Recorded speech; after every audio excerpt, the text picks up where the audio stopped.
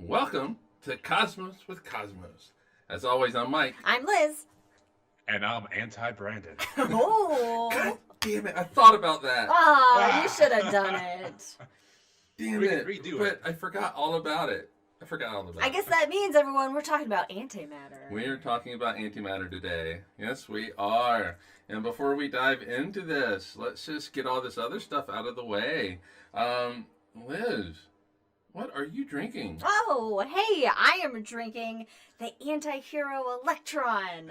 I like how you had to look at the notes. I did. Which is It has amaretto,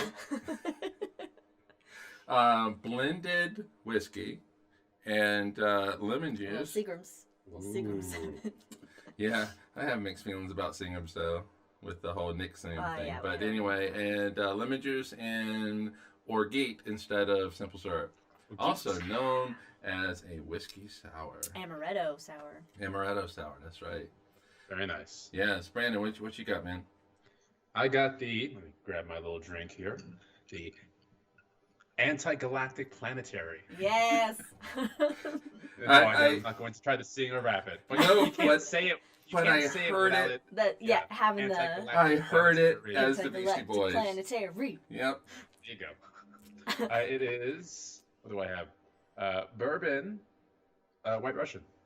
So it's Oh. White Russian bourbon. All right. Oh, there you nice. go. Nice. I thought, sure, I could try something new here. It's kind of new. Yeah, I don't know if I'll do it again, but Okay. it's an experience. You got to experiment. What do you got, Mike? I have what I'm calling the positromium, Uh-huh. and this has gin, cranberry juice, a little bit of lemon juice, and tonic in it. It is inspired by one Ryan Reynolds trolling Nick Cannon with the vasectomy is really what it's called. So Great. yes, Great. but it's it's not too Well, you bad. got to take a sip of it. Oh, did I say it has gin in it? Did I say that? Yeah, did. yeah. You did say gin. This is a Ryan Reynolds Love Fest show because it's aviation gin, and we've mentioned Ryan Reynolds now like 5 times in the first 5 minutes of this show. Have we?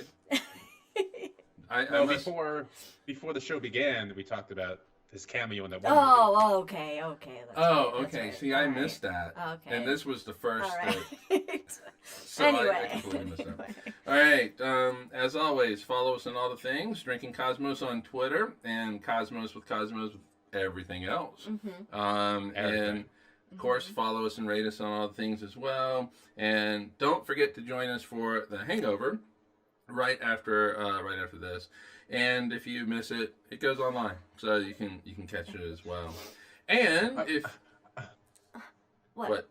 Oh, no, I was going to wonder if we're going to move things to Mastodon, because everyone else is. I haven't had time to look at this up and go over this. Okay, it's too okay, much. we can talk about that in Someone our put some stock in though. We should probably put some stock in though, real quick to it.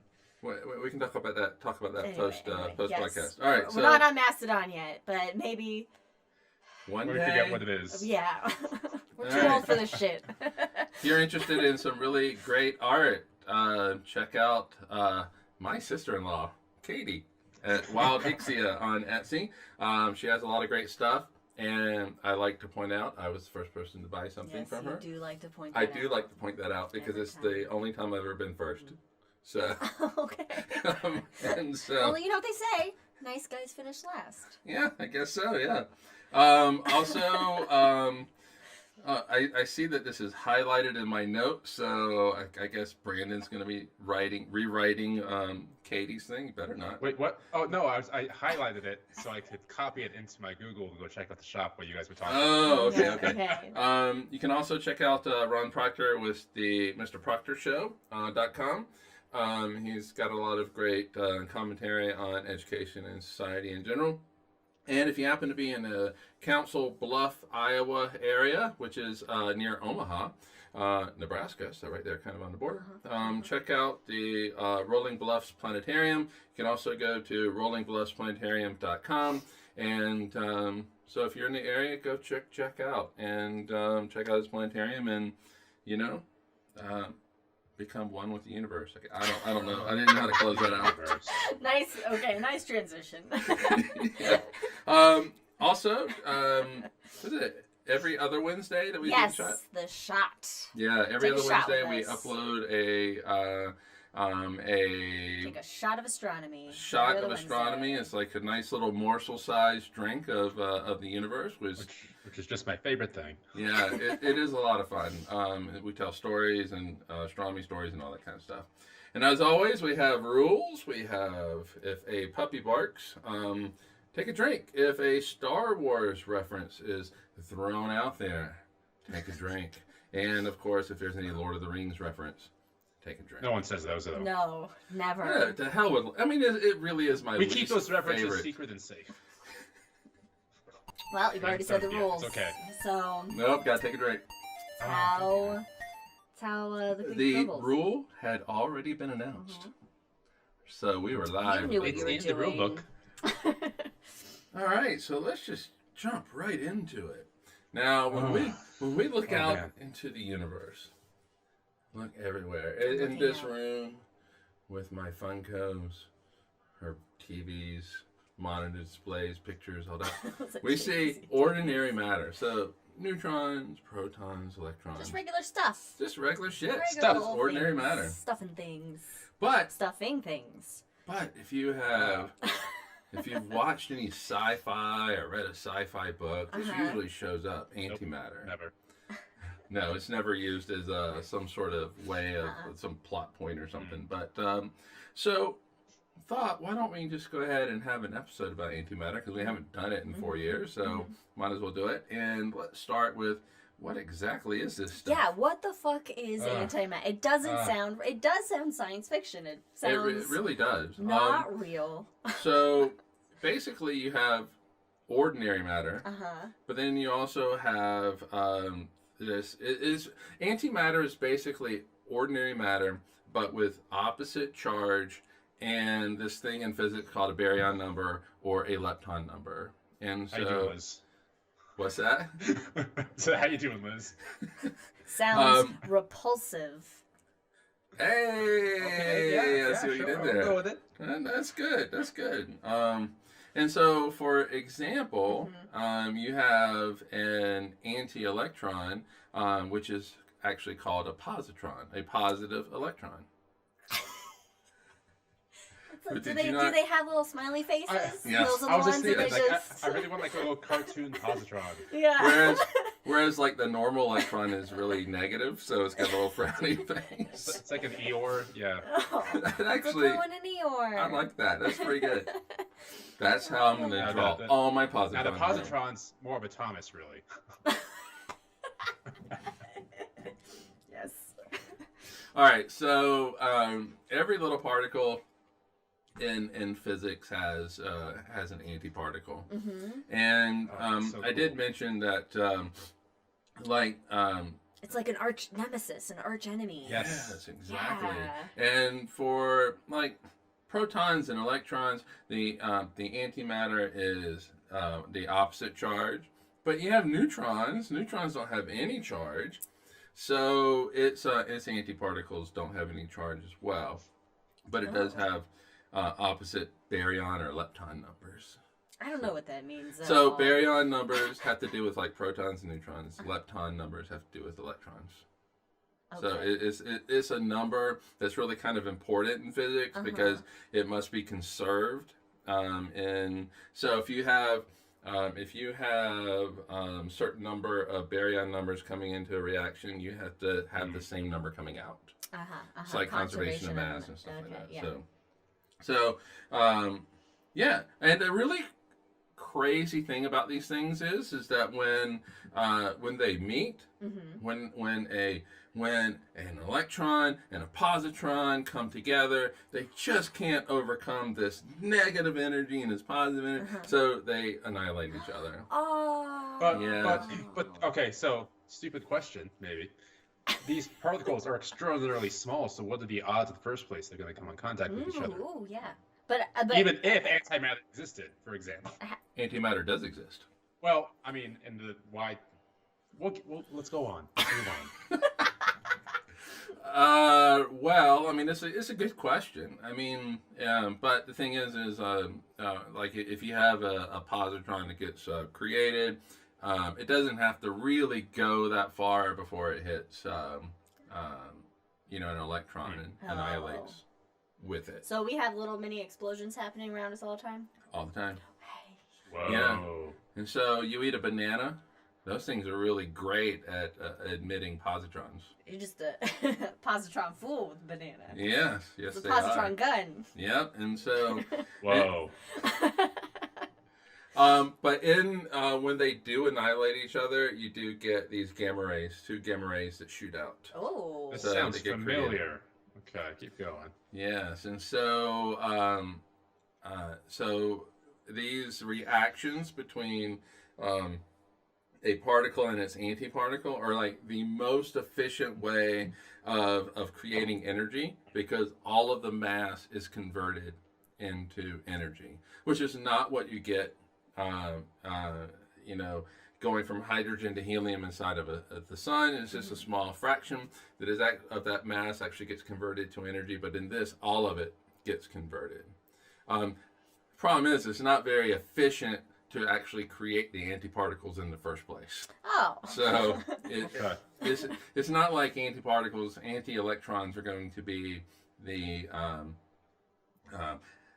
solution to our energy crises here on Earth. Okay.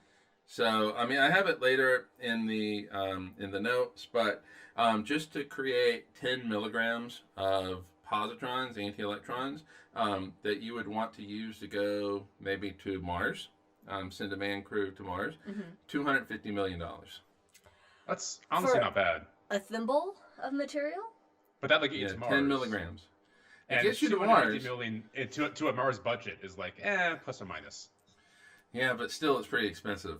And when like conventional rocket, fuels and all that are much less. Well, I guess it also depends on how quickly. I'm going down the rabbit hole. How quickly that antimatter fuel will get you to Mars. If it's less than 6 months, maybe it's worth it. It can get you there. Well, I guess. Does that include acceleration and deceleration, or is there just a constant? Never mind. Rabbit hole. Well, yeah. I mean, yeah. It's not like it gets you to Mars and then you just send the manned crew. They just keep going. No, you have to actually decelerate. So that 10 milligrams is for everything to Nice. get there That's- and slow down and stuff like that. And in fact, Neat. like there's NASA had looked into using antimatter to send a little probe at 10% of the speed of light to get to Alpha Centauri, and that included to slow down and actually be there for decades until it gets goodness. shot out of the sky by That's Alpha insane. Centaurians. I mean, that sounds cool though. And Powered by yeah, and, antimatter. and fun fact, antimatter is the fuel that the Planet Express uses in Futurama. 'Cause Oh, antimatter is pooped out by Nibbler. that's right. See, it's everywhere. It's everywhere. Okay. Yeah. All right. So, I still don't really know what it is, but all right, we got it. well, it's something you don't actually want to touch. To touch. Yeah, I mean, like if there was an 'Cause it's- anti-list somewhere and you guys met, as soon as you guys hit each other in this fight, We explode? Exactly, an explosion of gamma rays everywhere. I mean, that's a cool way to go, though. If It you're would gonna- be. Pretty instant. I mean, just explode in a burst of gamma rays. I mean, Gamma rays? I'm okay with that. Creating so many Hulks everywhere, that'd be cool. Oh, yeah. Yeah, you know what? Let's do that. Let's go Yeah. find our anti-selves. Yeah. And have the most epic high five. Yes. And that's that. I'm down for that. But immediately my brain goes to, so your hands hit, and your hands create all these gamma rays. Those gamma rays are going to shoot out and probably vaporize the rest of you. So it's really only the Oh, I thought you hands just that- like explode immediately all into one. Well, yeah, but one see, thing. it's your hands that Oh, hit. that You have that's to, the impact point. Yeah, that's the impact point. Oh. I don't know. It's so cool. Right, A yeah. chest bump then. I don't know. Yeah, but then it's a lot more gamma rays. Yeah, that's fine. No, we want The max, most possible. max gamma instant range. death no matter what. Yeah. That's fine. Yeah. That's fine. At this point, it's fine. And meanwhile, Meanwhile, somebody like across the universe sees this gamma ray burst. That's what it is. That's what we have solved gamma ray burst. I want to be a gamma ray burst that like the alien species sees light years, hundreds of light years, And they go, away. "Ooh, neat." And they go, Let's write that "Hey!" down. Look at They put an that. exclamation point around it and write That would "Wow" be next to amazing. paper and circle it. I did not know antimatter was going to bring us to where we are, but it is wondrous and amazing. I know, right? And we're 18 minutes into this. Uh-huh. I think 18 minutes. Oh. All right, forget mummification. I am on anti-Liz gamma ray burst death. All right. Okay. Okay, I'll call up CERN. My and light shall see travel what I the can- cosmos. See what I can. All right. What I come Yeah, up just have me with. drop So- me in that collider. So who first thought of this weird antimatter stuff? Where did this come from? Thank you, Brandon. Look at Brandon trying to move everything wrong. Well, it's this dude named Paul Dirac.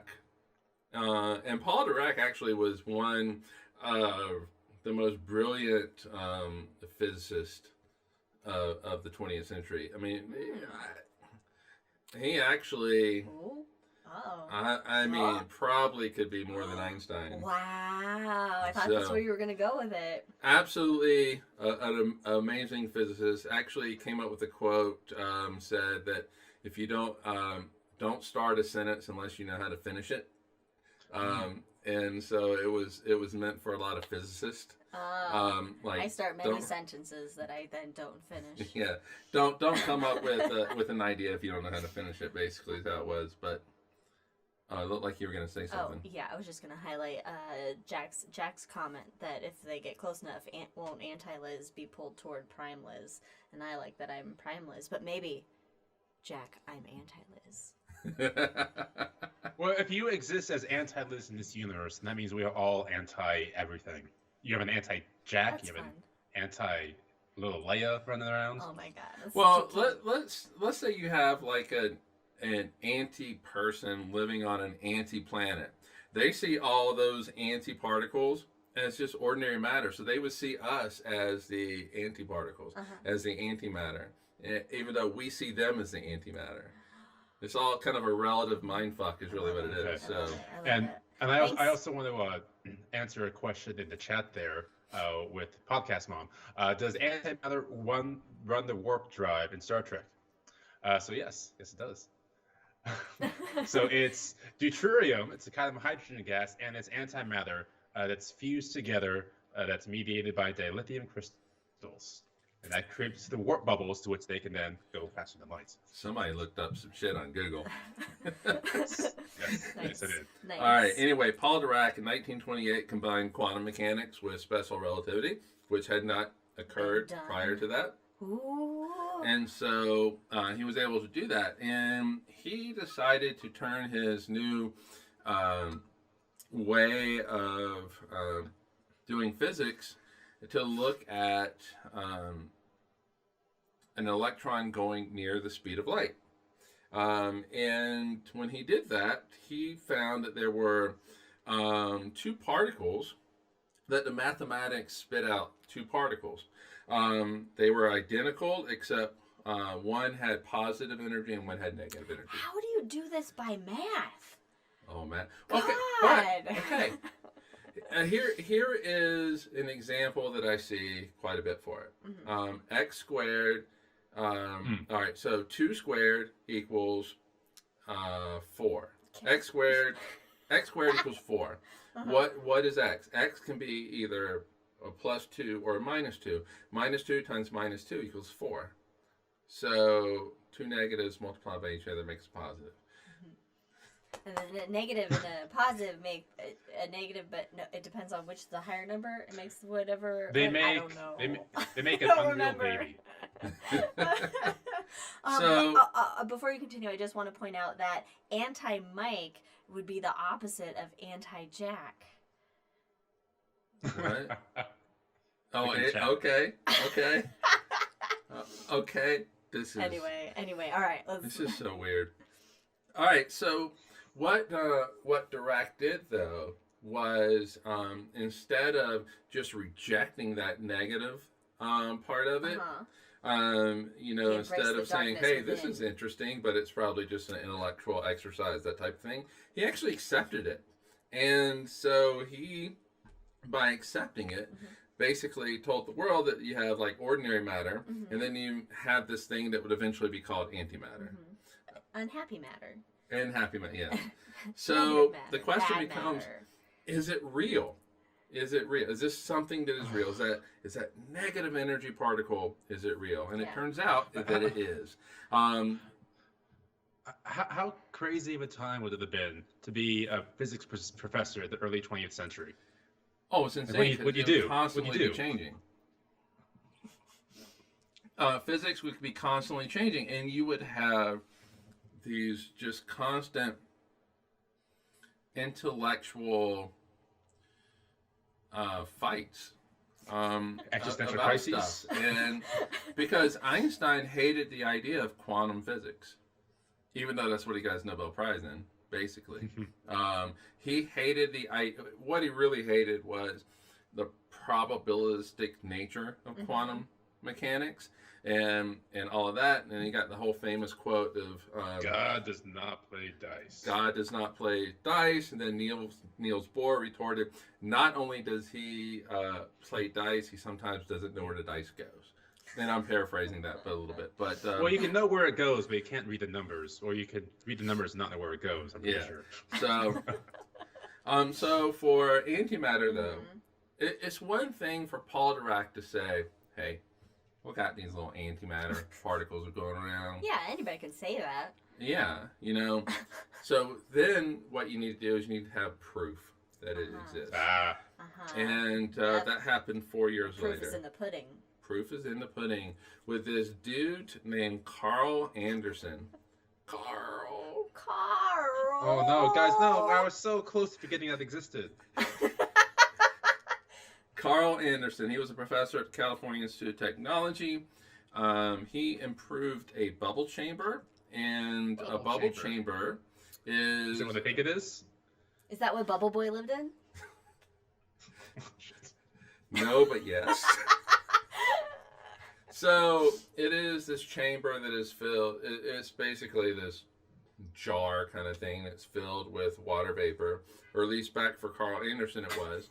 And as a charged particle zips through it, it will leave a trail of little bubbles. Oh, that's really cute. That's It's excellent. like little particle farts. Yeah. Oh, yeah. That's delightful. And so he improved it. In the early 1930s, and he set about using it to study cosmic rays. Cosmic rays are these charged particles that come in, they hit the atmosphere, all these other particles shoot out from it. And so he's studying cosmic rays and watching the little bubbles that they leave behind. And he put a magnetic field through this bubble chamber. And what that does is, if like an electron comes in, goes through the bubble chamber, that electron will curve. And you'll see the curve in the little bubbles. So it's a charged particle moving through a magnetic field. That magnetic field makes it bend, makes it change direction. So the electron will curve, so let's say to the left. But he found that there were some, and the rate at which it curves is intimately tied to its mass.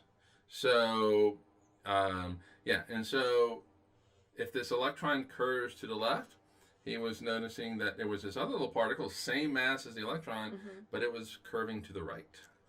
Wow. We need a Fast and Furious particle drift. Nice. And just like with Dirac, he accepted it. He didn't say that my bubble chamber is all messed up and all this kind of stuff. He accepted it.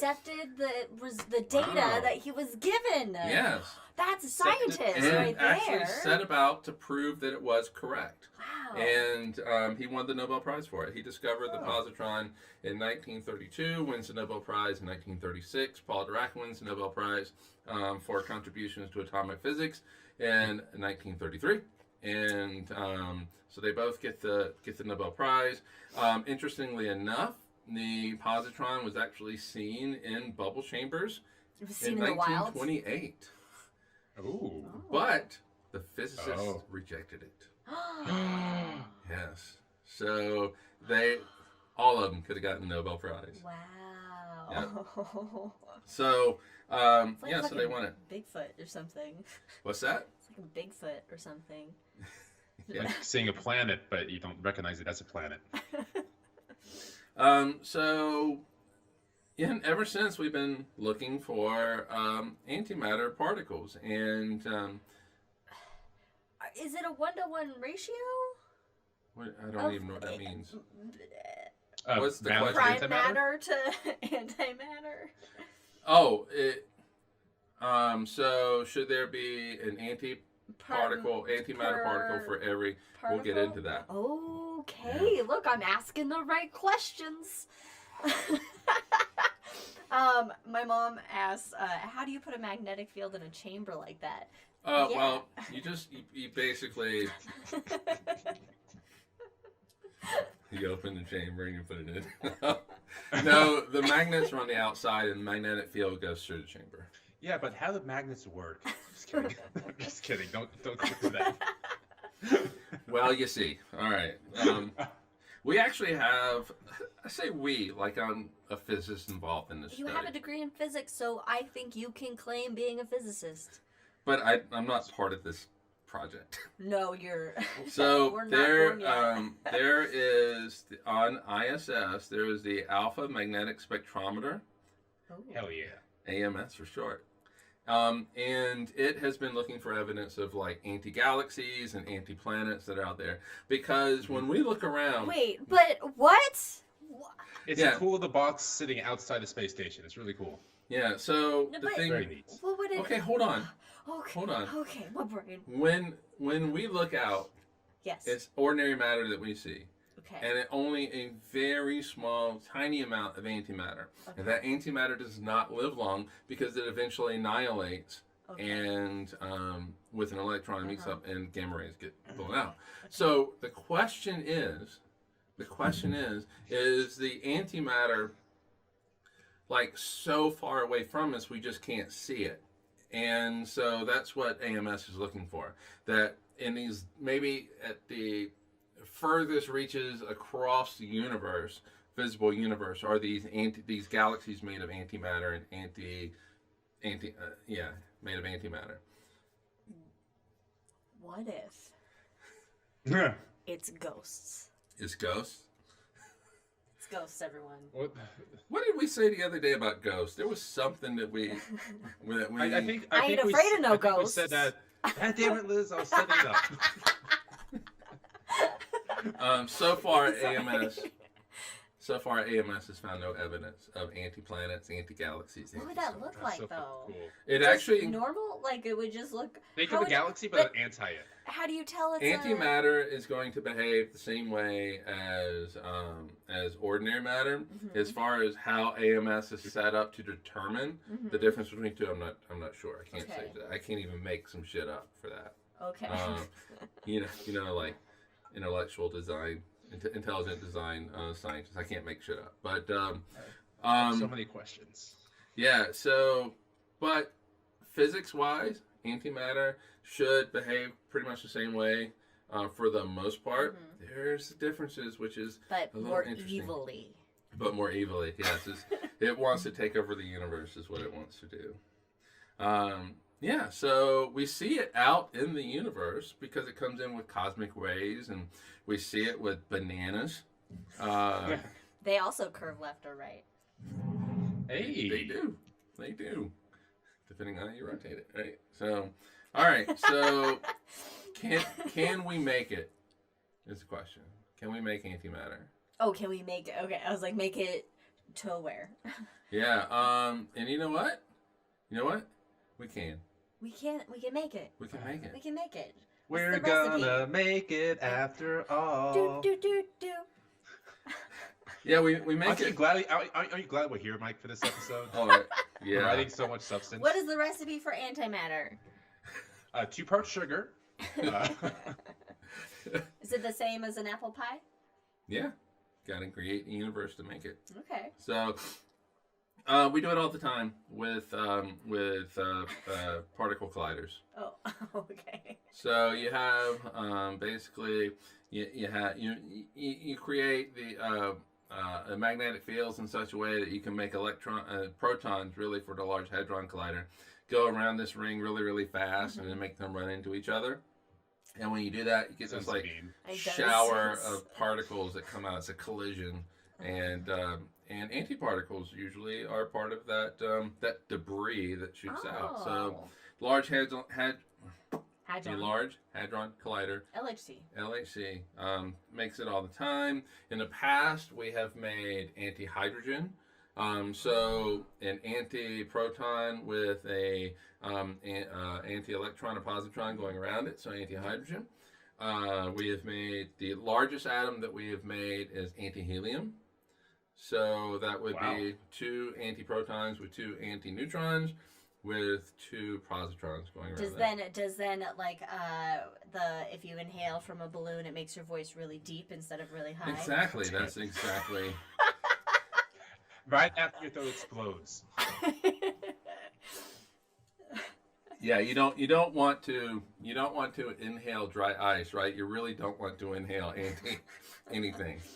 Yeah. So the question becomes, and this is I changed my name of my drink, and I forgot to write it down, and I forgot it. So I was the magnetic. I was gonna call. I had thought about calling my drink the magnetic bottle of antigen. Antigen works on a biological level and also on because antigens. Antigen. Yeah, but antigen. So once you create this this antiparticle, let's say it's a positron, you gotta store it somehow. If it goes just what if you let it go free? Because it's going to run into an electron, and then it's going to get that gamma ray burst, and then you lose it. How big is this gamma? No, just kidding. No, so it's not that big. No, it's not. Like we were just talking about that with bananas. E equals MC squared. I'll let you come up with it. And so what you need to do is 6 explosion units. Okay. It was fun at first.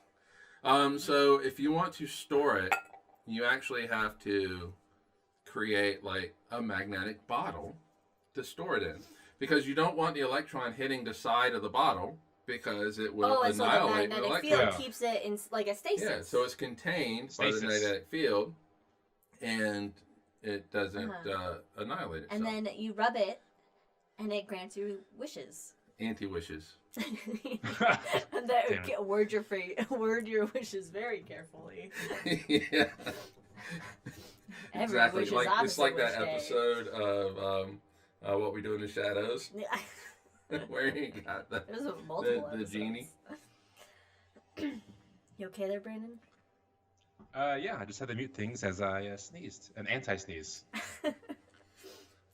All right, so here, let's get into your one-to-one question. Yes, because I mean, it can't be, obviously, because we've already kind of alluded to that, but also because then everything would be exploding everywhere all the time if it was one-to-one. Is it not? Because it would be...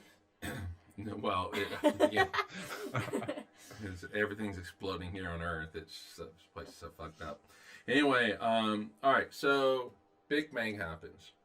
Shortly after the Big Bang, the universe is just filled with high energy photons. Yeah. And then you also have electrons and little electrons and quarks that are just this soup of that. Leptons. Just like a Dagobah early universe. I don't know why I sounded so angry. You did. I was expecting you to say something. You're the one that... I was thinking the Bespin. So that's where the gas plant, where they mine the gas. Yeah, but I'm thinking like a dark, swampy soup of universe. That's just except a lot more energy. Well. Yeah, and Dagobah looked kind of cold. A little muggy, but cold. Anyway. All right, so basically, these gamma rays, this energy of the universe, is creating particles and antiparticles, and basically they are annihilating each other, creating more gamma rays, which makes more particles and antiparticles, which then annihilate each other. And this is all within like just like really shortly after, with like less than, it's like a fraction of a second. So all of this shit's going on. Wow. I'd imagine that'd be possible because the universe at that point would have been extraordinarily small compared to what it is now. So there's less space for these particles to miss each other. Right, and so it's hit very each other dense. quite often. It's very dense. The what physicists would like to call the collision cross section is really big. So that means that just a greater chance of them hitting each other and colliding. And so, but the universe is not static. The universe is expanding, and eventually it expands to a point where it cools down enough to where the gamma rays, the energy, the light energy of the universe does not have the energy to create these particle and antiparticle pairs. So it's like, just chill it out. yeah, Just and chill it out. so you don't get any Mellow it more. out. You don't get any more particle and antiparticles that are being created, but you still have some left over from the original Big Bang, and they annihilate each other. So the question is, why are we fucking here? Because what should have happened in this universe where matter and antimatter are created one-to-one equally, everything should have annihilated, and the universe should be nothing but energy at this point. So there should be no planets. There should be no stars. There should be no galaxies. There should be no people. The universe is probably better without people. But we're here. Now, So- how do we know it was 1-to-1? Wasn't like a 1 to 1.001 Wait, or I something got like it. that? Math. It had to have been 1.00000 whatever, because we're here. Okay, so Yeah. it had to have been a little Yeah. bit Okay. off So it from wasn't- 1-to-1. okay. So Like it's close to 1-to-1, but just a little bit off enough. And in to- fact, that hold on. In fact, they can tell you what that ratio is. It is Okay. 1 to 1 billion. For every 1 billion ordinary matter and ordinary particle and antiparticle that gets created, for every 1 billion of those, there is one ordinary matter, whatever it is, particle that does not get annihilated, and that is Now- that so 1 eventually in you 1 have billion. you have the ordinary matter then eventually overtake. Yeah, well, Or- and so that 1 in 1 billion is enough to create all of the visible matter, ordinary matter that we see in the universe that makes the galaxies, the stars. Wow. And the way that we know it is 1 to 1 billion is that for every particle, there are 1 billion photons. That's the measure of the universe. For every one particle, there's a billion photons. you're wrinkling my brain. Yeah, and so Wow. We're really just here by I a got lot it, of luck. I got it. Okay. We matter. yeah, I was about to say you gotta take a drink of that. Drink for that one. Drink for that one. Drink for that one. That was. I don't have any. I gotta do the thing Mike hates. I really hate it, but That was me shaking. oh it. yeah, you Oh, could have boy. shaken it. There's ice in there. You I could have guess shaken I- it. I would have actually. So how? The thing is we don't understand. We don't know the process. We don't understand the process as to why ordinary matter won out in the end. Whoa. There's some hints. It's 'cause There's some it's hints. tough. So when we look at neutrinos, so there was this great thing called the solar neutrino problem a few decades ago, right? Okay. And Was so there? if you look at the equations of how the sun should work and all that kind of stuff, I can't really hear you. Well, okay. So I don't know what you said. You were looking at me like a reaction. Take one off. It's for the best. It's for the But, best. you see, that's aggravating Okay. as hell to me. So, anyway, the solar neutrino problem. If you look at like quantum physics, which is successful in pretty much everything, it basically tells you how many neutrinos should be coming out of the sun. When you actually measure those neutrinos, you get 1/3. Yeah. So where do all the neutrinos go? exactly, and so that was the question for a long time. Okay. They didn't quite understand it, and this is where you get these neutrino detectors that are deep underground in like Japan that are. Oh, those are the cool ones with the water, and they're Yeah. very... And in Sudbury, Canada as well. Hey. Exactly, and so what they found was that these neutrinos actually oscillate between flavors, between That's right. versions That's of right. neutrinos. Yeah, you got the ice cream flavors of neutrinos. Flavors. Yeah. Mhm. And so, That's right. you have regular neutrinos, ordinary neutrinos, then you have the anti-neutrinos Ah. that happen as well. And if you look at at the rate at which they oscillate, that they change from one flavor to another, it's different. Ordinary neutrinos do it slightly faster than the anti-neutrinos. Well, anti-neutrinos like to just, Yeah, and so take their time, do their thing. So there's also this thing. It's very similar to that with these things called mesons, which have a quark and anti-quark in them. It's amazing.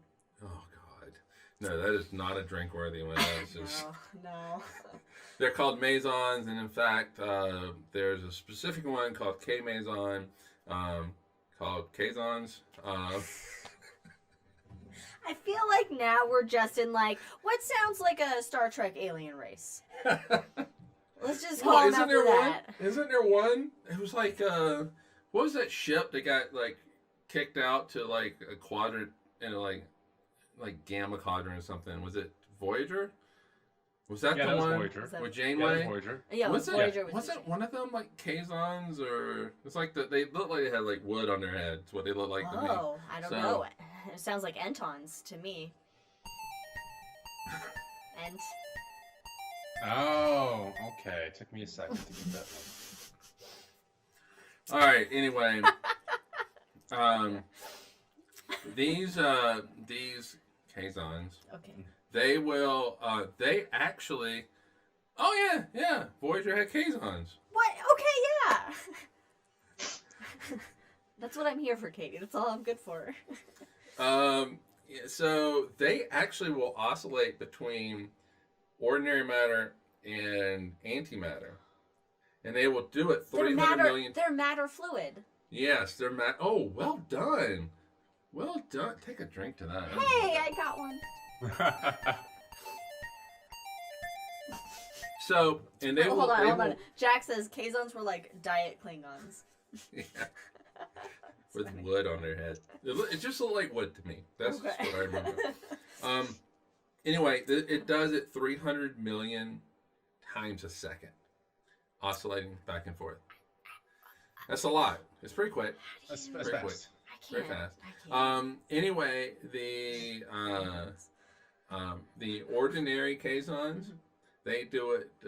The particle that starts off as an ordinary Kazon will do it slightly faster than the particle that starts off as an anti. All right, Kazon. they're just a little And so- lazier, is what it is. And so they think that it could be related to that, but ultimately they need new physics to actually. I love new physics. I love new physics. New Yeah. physics. Hey. And so there actually is, and I need to look at this, and I love the Star Trek reference in it. Yes. There is a mechanism that describes the oscillation between these particles, these Kazons. It's called CKM mechanism, and it stands for these are physicists' names: Kibito, Kobayashi, and I just really wish the next guy would be Maru. So But bad. it's Moskawa. He needs to change his name. Yeah. But there's immediately. Kobayashi. Moskawa, you need to change your name, man. But yeah, Yeah. So, but that mechanism is not enough to explain why there would be why ordinary matter won out in such a degree that it better. did. We're stronger. We're faster. We're as swift as a raging river. Is that No, Pocahontas? not. No, it's okay. It's fine. It's fine. It's fine, guys. We'll watch it next time I'm there. Okay. So- Mulan, come on. Oh my god, I haven't watched Mulan, and my mom asked, "Whoa, it's been so long. What happens? Oh my! I'm so excited to watch it again. What happens if you slow them down? I'm guessing The normal. oscillations. Yeah, I guess. Is that what you mean, Mom? You'll have to. We'll give her a second to clarify because there's You a break lag. physics. I mean, this is Break- part of physics. Okay, you can't slow them down, Mom. It's physics. You know, they hope to New contain them. physics. Yeah, I mean it's basically. As Jack mysterious knows. as Jack the knows. dark side of the moon. Yes. But you know the thing is like so we don't understand why ordinary matter won out over antimatter in the universe. But it's not a just an ordinary physics intellectual thing to think about with antimatter. It actually has been put to use with medical imaging. Yeah, if you've ever had a PET scan, PET being positron emission topography, and I really hope that nobody has had this because they usually use it to try to find cancer. Oh, okay. Yeah, I was like, I've had an MRI. Yep, magnetic resonance imaging. I think Also thanks to space. What's that? MRIs. MRIs yeah, also yeah, thanks to space, yeah, right? Yeah. And so with the PET scan, what it does is they inject somebody with radioactive material, and that material actually goes and latches on to the tumors, and you can actually use the imaging to see where the tumors are. And for somebody who gets that radioactive shot, they cannot be around children or pregnant women for a few days because they're radioactive for a few days. Or bananas. Just kidding. I would rather Right, have blow it up. be a bunch of like bloodhounds that come over and sniff me for Sniffs tumors. it out. Some labs, some bloodhounds, good sniffer dogs. And some good leeches to get the blood letting out. No, Yeah, it's a I PET gotcha. scan. Oh, I see what you're doing. Okay. Yeah. Oh, okay, yeah.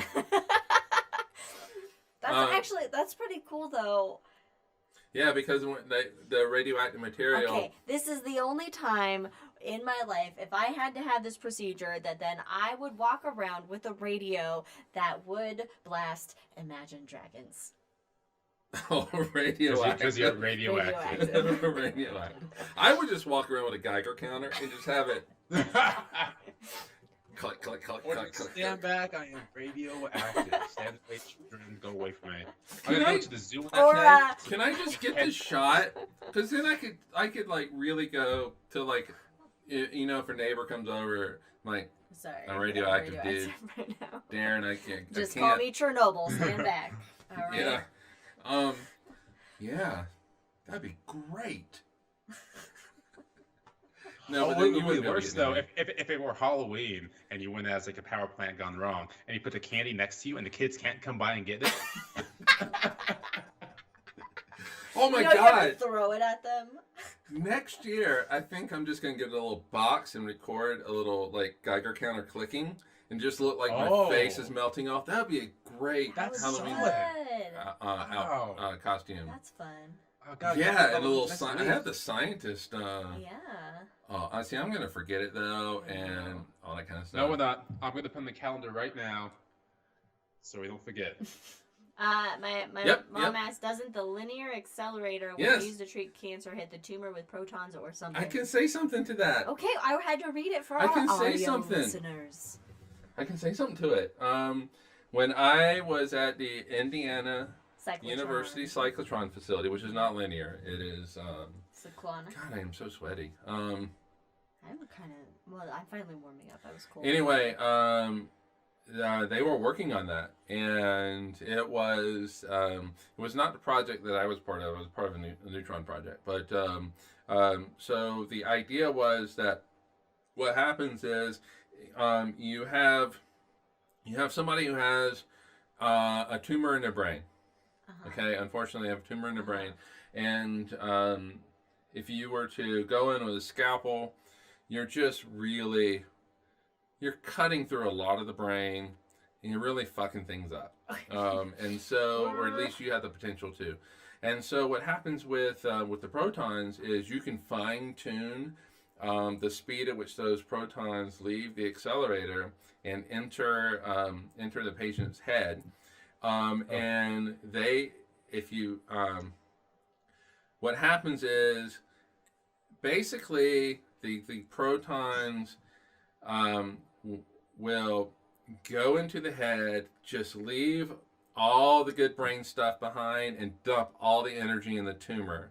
And so depending on where that tumor is in the brain, how far away it is from the edge of the head, it determines how fast the protons go.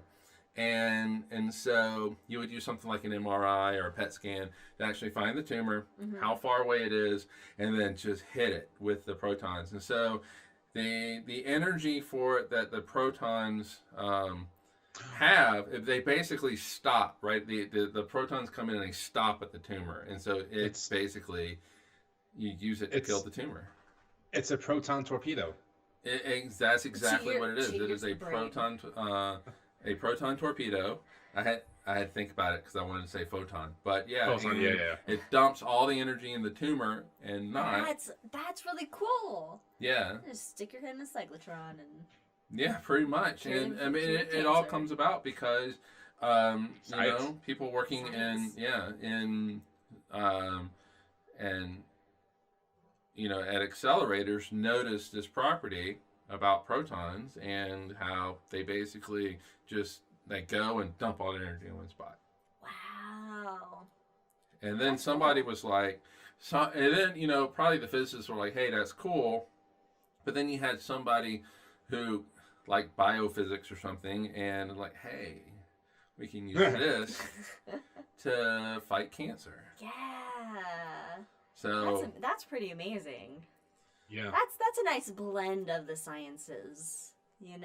That it's not just physics isn't just for, black holes and, all that funky shit. Which are really cool, but when you can apply it. It can be applied to all these different sciences can be applied to all different sciences. It's like PET good scans. old interdisciplinary actions, yes. Yeah, it's like PET scans, Yes. Although they need to include actual pets, though. Just to really round it out.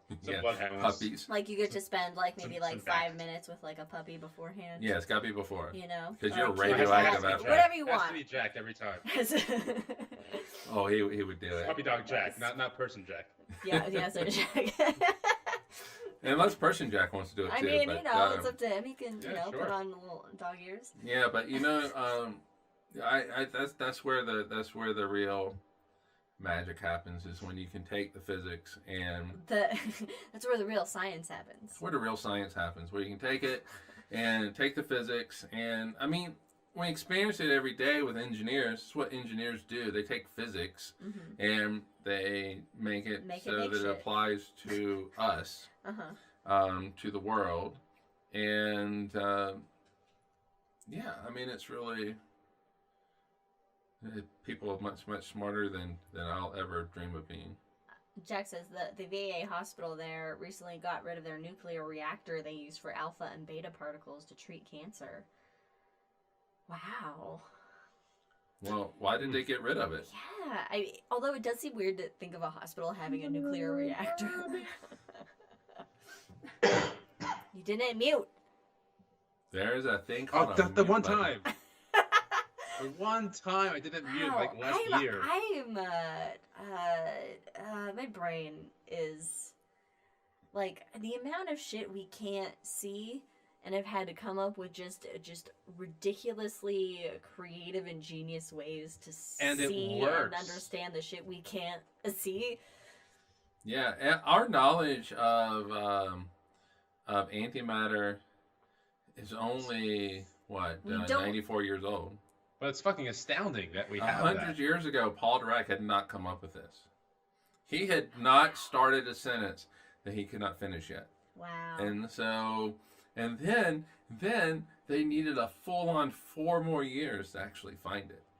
But for gravitational waves, they needed 100 years to find those. Yeah. So who knows what what is considered esoteric physics now, kind of on the boundary that in 100 years from now will be fringe physics. What fringe physics in 100 Fringe years spelled will with a be PH. Just taken as, hey, that's just, it's like black holes, It's like, sure, I get it. Makes sense. Throw Brad Pitt in one. It's fine. Or no, Matthew McConaughey. Throw Matthew McConaughey in one. I'm trying to say what? Yeah, it's because last night's just movie. watched Bullet Train, Nope. which had Brad Pitt was in the bad space movie. Interstellar. He wasn't in No, Interstellar. That was George Clooney. Ad Astra, which again we call Bad Astra. Bad Astra. That's right. Yeah, Interstellar was Matthew McConaughey. George Clooney was Gravity. Oh, that's yeah. That's what it was. All right. Well, that's our look at antimatter. Wow. Excellent. Yes. Now, before I say join us for the hangover, which I will say in a minute, join us for a hangover, I would like to say that next week, though, we're going to have High in the Sky. Because we Next will be week, not in 2 weeks. Yes, because we will be traveling in 2 weeks to the great land of Oregon for the first holidays. American holiday of Thanksgiving is what. For anybody who's not. American takeover of the indigenous peoples of this country holiday, where we feast on turkey flesh, birds. So don't wait 2 weeks. Join us next week for High in the Sky, episode November. of High in the Sky. Brandon, will you be with us, or are you going to be on assignment? I will likely be here. I will likely be here. All TBD, right. but likely. Okay, all right, cool. Just don't go into work this week. That way you can be here next week. Oh, you could be here physically if you wanted. He could have done that today. Well, yeah, but he was but traveling. I had to beat a boss. That was earlier this morning. He's got to have a little time. But let me say this at least to wrap me up, because I've said like 6 words this episode. I will say, as James Joyce said, 3 corks must emerge. I have enough. That's where corks comes from. It's a literary reference. It is. Murray Just a drunk Irish guy wandering through. Oh, what's Ireland? I don't know. What is it? I'm just as drunk as he was when that novel took place. On that note. Yeah, Murray Gell-Mann won a Nobel Prize in physics for quarks. He's the one who named him. Oh. Yep. My quark. And that's another episode. Or The Hangover. Then maybe in the next regular one we'll do quarks. All right. Anyway, thanks for joining us, everybody. We'll see you in a couple weeks. I'm gonna go change shirts and we'll see you next week. We'll see you next week. See you next week. See you next week. Thanks for joining us. Stay safe.